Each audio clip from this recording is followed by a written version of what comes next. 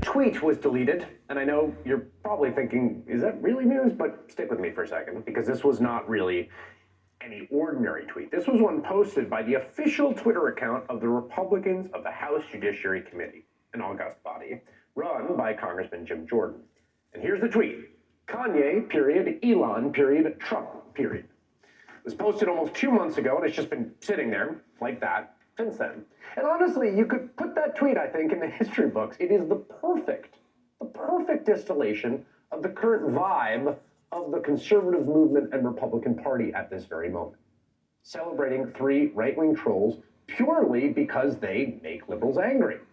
Just pure nihilistic grievance politics, which is, of course, honestly, the only real binding ideology of the entire conservative movement in this country at this moment. Now, the tweet today was deleted, likely because the first man on that list, rapper Kanye West, who now goes by Ye, he became something of a conservative star a few months ago after he sat down for a fawning interview with Tucker Carlson, who couldn't stop talking about how fascinating and interesting, provocative he was. Showered with effusive praise on the rapper in the aftermath of Kanye West appearing at Paris Fashion Week in a trolling White Lives Matter t-shirt. Now, of course, it was later revealed that Carlson's show had actually selectively edited that interview to cut out the portions of the interview of West's answers where he went on multiple anti-Semitic tirades. But not every interview West has given in the recent weeks has had the luxury of being pre-taped, and so much of that vile anti-Semitism has been on full display. Most recently, just today, you may have seen word of this in a bizarre and really upsetting, downright unnerving interview with the right-wing conspiracy theorist Alex Jones. Now, Jones tried to tee up a softball question and give Kanye West the opportunity to deny being a Nazi sympathizer, an opportunity that Kanye West did not take. So we think small snippet of West's comments are worth playing to you. I'm not going to play a lot of it, just so you can see this for itself. The caveat being that the comments are both offensive and also patently untrue. You're not a Nazi. You don't deserve to be called that and demonized. Well, I see good things about Hitler also. This guy that invented highways, invented the very microphone that I use as a musician. You can't say out loud that this person ever did anything good, and I'm done with that. I'm done with the classifications. Every human being has something of value that they brought to the table, especially Hitler. Okay, Hitler did not invent the microphone. That's just to begin with. But, okay, so you get the vibe there, right? I think it gives you a taste. If you didn't watch it, that's what we're dealing with. I mean, they went on for that, for a long time, and lots more where that came from, that kind of thing. Now, this is the guy who is supposed to be a new face of American conservatism. And we should note here, too, that West has been open in the past about his struggles with mental illness, and in an interview on a different right-wing podcast earlier this week, he admitted he was being prescribed medication which he's refusing to take. And as he has previously attested, the reason he won't take his medication is that he believes his medical diagnosis is part of the conspiracy against him by Jewish doctors. The thing about the red hat that drove me to a point of exhaustion, which was misdiagnosed by I'm not going to say what race, what people, doctor, and what hospital, and what media went to. We know I can't say that. It was a Jewish doctor. Despite the fact that this man very clearly appears to be in crisis and is spewing vile garbage, he has remained, until today, we'll see what happens, something of a darling of the political right. He's been doing this for a few months now. Last week, in the midst of this very ugly public meltdown, West had dinner with Donald Trump in Mar-a-Lago. In fact, the two men have had something of a political kinship since Trump was elected president. Kanye visited him in the White House with his MAGA hat. And while a lot has been said about the fact that West brought Nick Fuentes, who himself is an avowed white nationalist and anti-Semite, Holocaust denier, to that dinner, it's worth noting Kanye, the guy who was just praising Adolf Hitler, was the invited guest. And again, that dinner came well after West tweeted he was going to go, quote, DEFCON 3 on Jewish people. Okay? He's been saying all this out loud in front of everyone for weeks, guys. That brings us to the next guy on the Mount Rushmore of conservative trolls who was in that original House Judiciary Committee tweet by the Republicans, Elon Musk. See, after Kanye posted that tweet, the death con about Jewish people, his Twitter account was restricted, but Elon Musk, who recently purchased Twitter and has been running into the ground at breakneck speed, welcomed West, along with other right-wing trolls and bigots, back onto the platform. Among the people he welcomed back on the platform is the third person in that tweet, Donald Trump himself, who has so far refused Musk's increasingly desperate entreaties to return. But not content with mere complete control over one of the most important political platforms in our political world, Musk is also an active participant on the website he is destroying, most infamously spreading a vile and homophobic conspiratorial lie about Nancy Pelosi's aged husband, Paul, who was brutally assaulted with a hammer in his home earlier this year. A theory that was, of course, similarly amplified by the other troll, Donald Trump himself, the final boss of the Republican troll caucus. Now, Donald Trump did not invent the politics of grievance and nihilistic trolling and seeking negative attention that has consumed his party, but he was the first politician in this particular age to truly wield it to great effect, riding a wave of resentment to his fluke election back in 2016.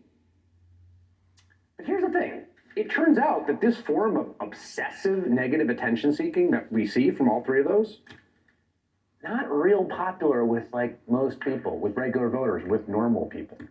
People who correctly see it as gross and off-putting and weird. It is one of the reasons why Republican candidates did so poorly in last month's midterm elections, particularly those the most Trump-aligned, the most inclined to this kind of behavior. The Republican Party, thanks to Donald Trump, thanks to the people that staffed the party who put up that tweet, nominated a bunch of antisocial weirdos. Arizona gubernatorial loser Kari Lake, for example, who campaigned on stuff like this. We may have won this battle, and I won an epic battle in Arizona.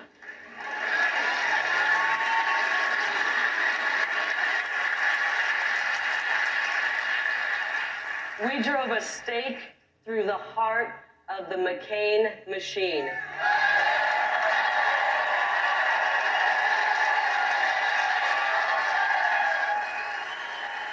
We don't have any McCain Republicans in here, do we? All right, if you want to get the hell out, we will take this country back. It'll be the Trump Republicans. Probably could have used a few more McCain Republicans voting for her or she wouldn't have lost, you know?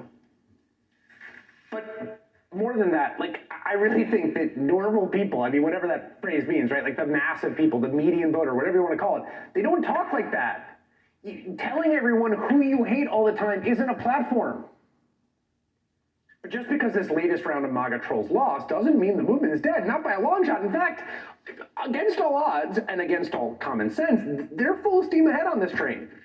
Because when Republicans take control of the House next month, their spiritual leader, their mascot in a sense, will be Georgia Congresswoman Marjorie Taylor Greene, who you may remember was stripped of her committee assignments early this year, in part over her own anti-Semitic conspiracy theories, that the Rothschilds had used a laser to start the California forest fires, and who received this glowing reception at a political conference organized by none other than, yes, Nick Fuentes, the same white supremacist who dined with Kanye and Trump.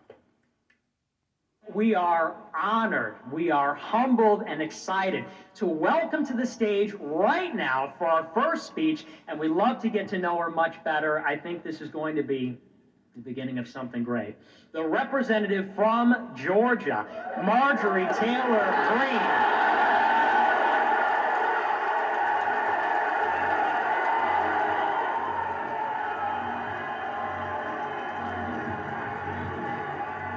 Triggered, Libs, because I'm smiling and shaking hands with a guy who compares the Holocaust to Cookie Monster cooking cookies? Does that bother you?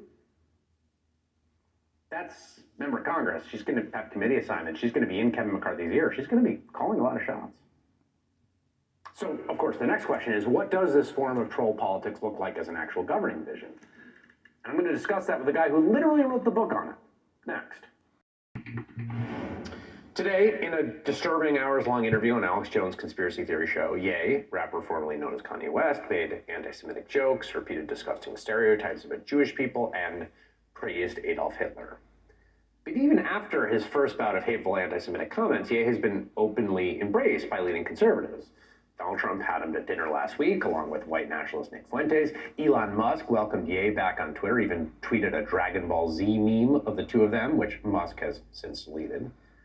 And this kind of embrace of the most bigoted, hateful fringe elements is emblematic of the bigger vibes of conservatism at this moment. Andrew Morantz is a staff writer at The New Yorker. He's the author of a really excellent book on this, Antisocial, Online Extremists, Techno-Utopians, and the Hijacking of the American Conversation. He joins me now. It's great to have you here.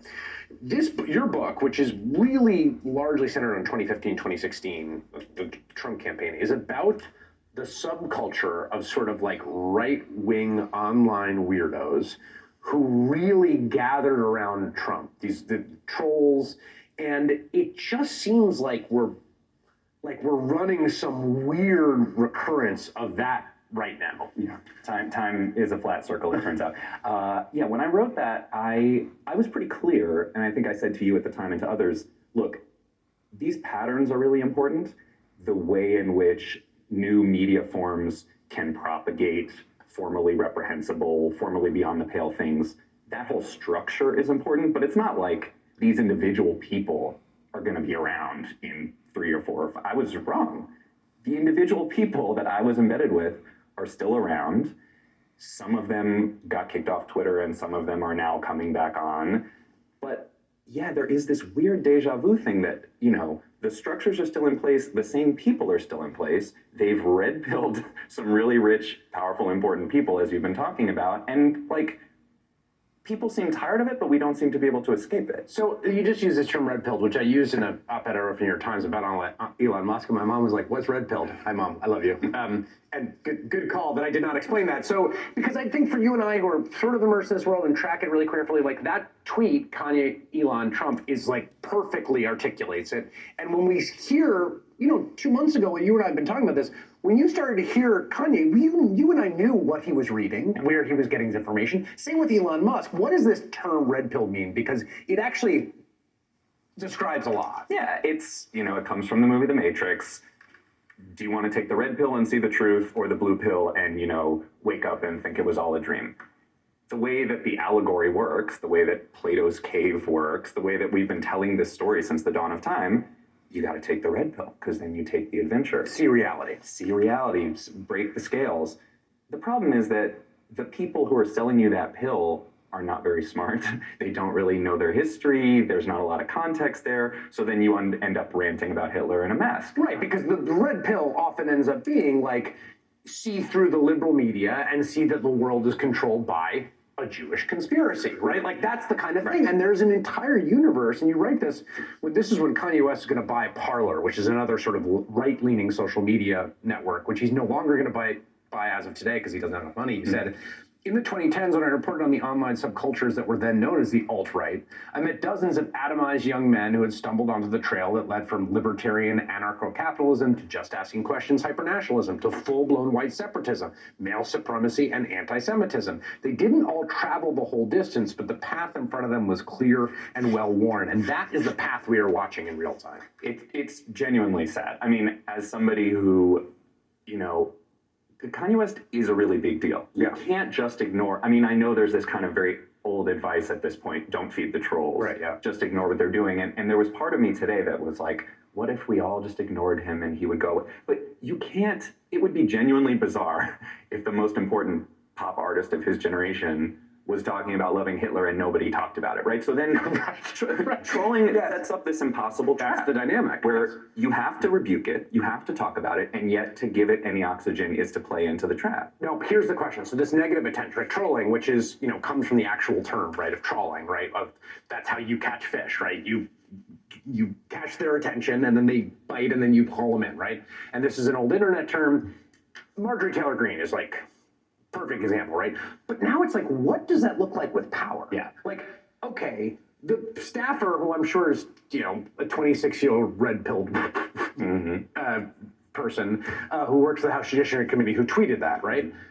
Like, they're going to have subpoena power now, right? So it's like, what does the trolling red-pilled Marjorie Taylor Greene House Republican caucus do with actual state power? Yeah, I mean, and there, you don't want to overinflate, a few breadcrumbs here and there, but there are, look, negative partisanship has always existed. I wish it didn't, but it's a real thing. But when you don't have anything pushing against that, when you're kind of just pushing on an open door, and that's the reigning ideology, it is not really clear what else you get from that. Because look, the people who are just asking questions, that instinct is a good instinct, right? Just all things equal. Like the actual just asking questions. Yeah, you should ask questions. Yes, you should be skeptical. that's right. You should try to see reality and take the red pill in theory.